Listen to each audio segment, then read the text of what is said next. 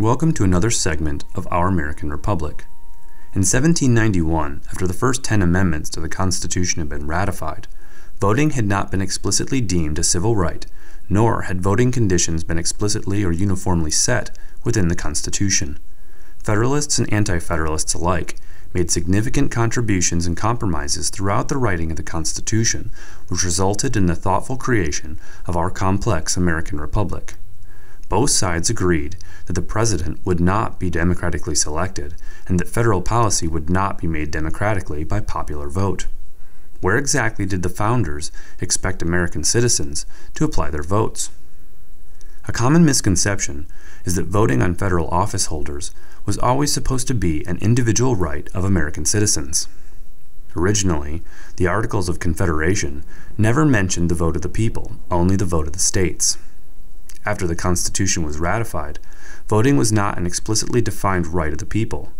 And if you don't believe it, look at the entirety of the Constitution and the Bill of Rights as it stood in 1791. The only direct vote of the citizens originally included in the Constitution was for selecting congressional representatives.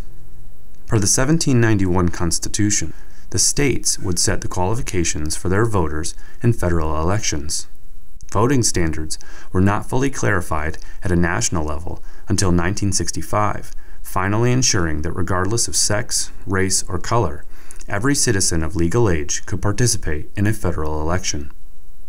The founders mentioned voting very little in the Federalist and Anti-Federalist papers, save some minor references. But considering the fact that the state governments were the bodies which chose federation into the United States of America, not the people, why would they have written anything in the Constitution regarding uniquely defined laws of each state? According to the Federalist and Anti-Federalist writings of the period, our job as citizens is to ensure that we work with law-abiding members of the state and federal legislatures to keep all civil servants acting in accordance with constitutional law. In the present day, our federal votes can be used to replace representatives and senators that do not behave in accordance with the law or the expectations of their post. Also, the people in the states may put forward constitutional cases and resubmit as necessary to request judicial review to nullify unconstitutional federal policies.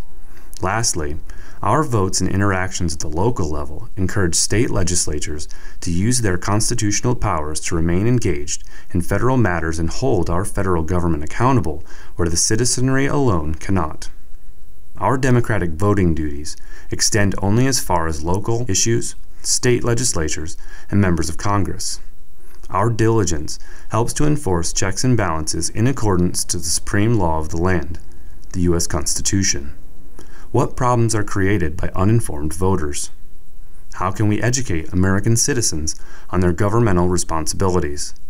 Why should or shouldn't we vote for U.S. senators?